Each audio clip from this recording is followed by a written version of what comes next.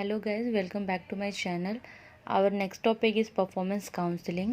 So guys, counselling बड़ा common सा word है. हम लोगों ने आए दिन कभी मूवीज़ में कभी नॉर्मल लाइफ में भी सुना होगा काउंसलिंग क्या होता है. काउंसलिंग एक ऐसा प्रोसेस है जिसमें समटाइम्स इंडिविजुअल या फिर टीम और अ ग्रुप ऑफ पर्सन्स जो किसी एक प्रॉब्लम को फेस करते हैं और जब वो प्रॉब्लम्स को जब फेस करते हैं तो उन्हें कोई एक ऐसा पर्सन होता है जो उसे गाइड करता है.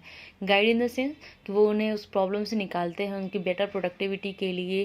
उनकी डिफ़िकल्टीज़ को बाहर निकालते हैं और उनको मोर प्रोडक्टिविटी लाइक वो पहले से ज़्यादा अच्छा कर सकते, वो ऐसा उनको मतलब उनकी प्रॉब्लम को रिजॉल्व करते हैं. तो गाइज कुछ पहले हम उसकी परफॉर्मेंस काउंसलिंग की डेफिनेशन पढ़ेंगे, then we will discuss about the meaning of performance counseling. So performance counseling can be defined as the help that a manager provides to subordinates in analyzing their performance and other job behaviors for the purpose of increasing their job effectiveness. तो guys क्या होता है कि performance counseling is a process. ये एक process होता है which helps the manager. आपके ऊपर जो एम्प्लॉयज़ होते हैं, आपके ऊपर जो मैनेजर होते हैं, सीनियर्स होते हैं, वो उनको हेल्प करता है to analyse the performance of subordinates. जो भी हम सपोज अगर if I am a manager in a company and it will help to analyse my juniors under the team, the person, individual और a group who is working under me.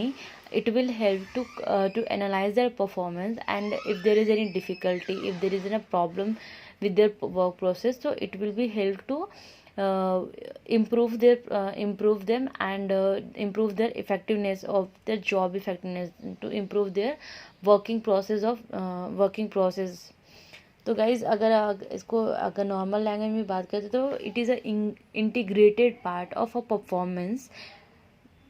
It is a integrated part of performance and it is also a part of performance appraisal. जो आपकी जो भी आपकी team होती है, juniors होते हैं, जो भी आपके अंडर जो वर्क करते हैं ना, उनके वर्क परफॉर्मेंस को एनालाइज करते हैं. उसमें अगर कुछ प्रॉब्लम है, कुछ डिफ़िकल्टीज़ है, तो उसको वो एनालाइज करते हैं, उसको ओवरकम करने की, उनकी डिफ़िकल्टीज़ को रिजॉल्व करने की प्रॉब्लम करते मतलब फेस करते हैं. तो गाइज अगर आपको सिंपली जब परफॉर्मेंस काउंसलिंग, अगर हम काउंसलिंग की बात करते हैं तो काउंसलिंग का आपने कभी भी मूवीज़ में देखा होगा कि शी इज़ और he is consulting with a counsellor to get back from their nightmares और एनीथिंग. सो बेसिकली जो हमारी जो आमतौर की भाषा होती है, जो आमतौर की जो डेली रूटीन्स होती हैं, उसमें यही होता है कि एक काउंसलर होता है, काउंसली होता है, जो लोग उनके जो काउंसलर्स की जो भी प्रॉब्लम्स होती है उसको काउंसलर उनके रीज़न को जान के, उसकी ओरिजिन को जान के, उससे बात करके, उनकी बातें निकलवा के उसको रिजॉल्व करने की कोशिश करते हैं. अगर परफॉर्मेंस काउंसलिंग की बात करते हैं तो अगर कोई एम्प्लॉई है जो लो परफॉर्मेंस दे रहा है, जो कुछ भी अगर आप उसे कोई टास्क दे रहे हैं तो ऑन द टाइम नहीं हो रहा है, या फिर उसे कुछ प्रॉब्लम्स आ जा रही हैं, कुछ डिफ़िकल्टीज़ हैं, तो ये जो प्रोसेस है, काउंसलिंग जो प्रोसेस है ना, वो उनके परफॉर्मेंस को एनालाइज करने के लिए मैनेजर्स को, सुपीरियर्स को हेल्प करता है. जो उनके परफॉर्मेंस को एनालाइज करते, प्रॉब्लम कहाँ आ रही है, उनसे बात करते हैं. उनको ऐसा नहीं कि बस डोमिनेंट हो गए, नहीं तुम नहीं कर रहे, टर्मिनेट कर देंगे, ऐसा कुछ नहीं रहता. मतलब वो प्रोसेस को ना करते हुए, अपने रिलेशनशिप को स्मूथली रन कराते हुए, उनकी इफेक्टिव जो जॉब इफेक्टिवनेस है ना, उसको, उस स्किल को हाई करते हैं. उनके परफॉर्मेंस को एनालाइज करके उनकी जो भी प्रॉब्लम्स है उसको एनालाइज करके उसकी परफॉर्मेंस को इम्प्रूव करते हैं, डेवलप करते हैं. तो गाइज अगर हम बात करते हैं कि परफॉर्मेंस काउंसलिंग के हमें नीड क्यों है, why we needed performance counselling. तो let's see, first we will write what is the need for.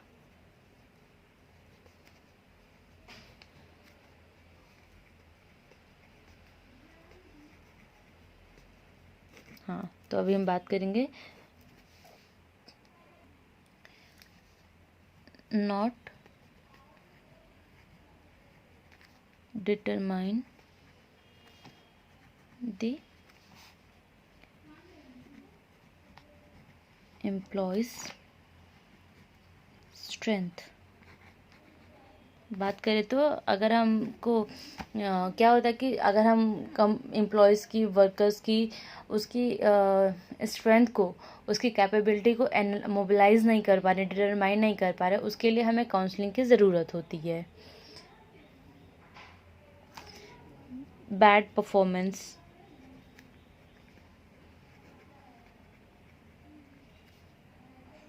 इसको हम कह सकते हैं कि नॉट सेटिस्फैक्टरी परफॉर्मेंस मीन्स जितना आप सोच रहे थे कि अब गाइज अगर एग्जांपल है इसका, तो एक होता है कि जब हमारी सपोज हमारी 50 की क्लास है, 50 की क्लास में कुछ स्टूडेंट्स होते हैं जो एक्सीलेंट होते हैं, कुछ होते हैं जो एवरेज होते हैं, कुछ होते हैं जो बिटवीन एक्सीलेंट एंड एवरेज में होते हैं, लाइक उन्हें बेस्ट कह सकते हैं, गुड स्टूडेंट्स कहते थे। कुछ होते हैं जो लो एवरेज होते हैं, तो जो लो एवरेज होते हैं उनकी सेटिस्फैक्टरी परफॉर्मेंस नहीं होती है।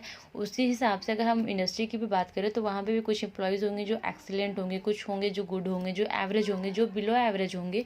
तो जो बिलो एवरेज है उनको क्या प्रॉब्लम हो रही है? अब अगर स्टूडेंट्स की बात करें तो टीचर्स भी जो होते हैं वो सबको तो क्लास में एक जैसे ही पढ़ाते हैं। ऐसा तो नहीं है कि जो एक्सीलेंट स्टूडेंट्स हैं उनको अलग से क्लासेस लेते हैं, क्लास में तो वो एक जैसा ही टीचिंग प्रोवाइड करते हैं। बट उसके बाद भी जो बच्चे लो एवरेज होते हैं, जो जस्ट एवरेज होते हैं, वो compare to excellent and good students के कंपेयर में तो लो होते हैं। तो टीचर उसको एनालाइज करता है कि एक्चुअली बच्चे को प्रॉब्लम कहाँ हो रही है, उसकी परफॉर्मेंस कहाँ बैठ जा रही है, सेटिस्फैक्ट्री क्यों नहीं हो रही है। तो वो होता है, उसके लिए हमें काउंसलिंग की ज़रूरत होती है। कुछ होता है जो बात नहीं मानते हैं, दैट मीन्स कि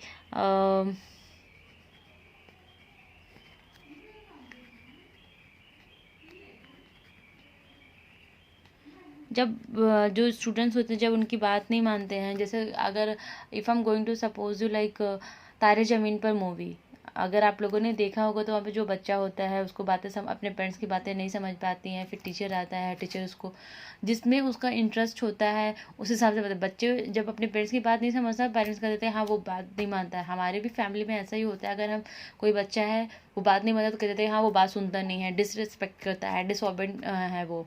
बट एक्चुअली रीज़न क्या है, उसकी मेंटल स्ट्रेंथ क्या है, उसकी प्रॉब्लम क्या हो रही है, हम उसको कभी उसको समझने की कोशिश नहीं करते हैं।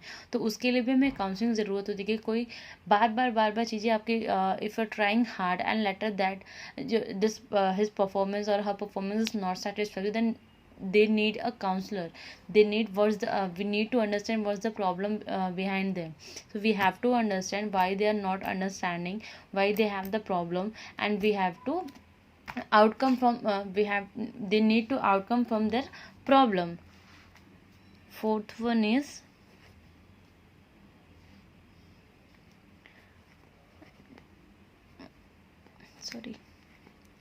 develop negative attitude. अब निगेटिव एटीट्यूड क्या होता है? निगेटिव एटीट्यूड मीन्स कि लाइक कोई एम्प्लॉई है जो बार बार फेलियर हो जा रहा है, गाइस हम लोग बहुत बार सुने होते हैं कि someone is didn't pass his class 10th या ही पास after 10 times, after attempting 8 time 9 times। So जब वो बार बार फेलियर्स होता है तो they have the negative thoughts in their mind. So we have to develop their, improve their negative attitude. We have to remove and we have to क्या बोलते हैं उसको समझाना, प्यार से मोटिवेट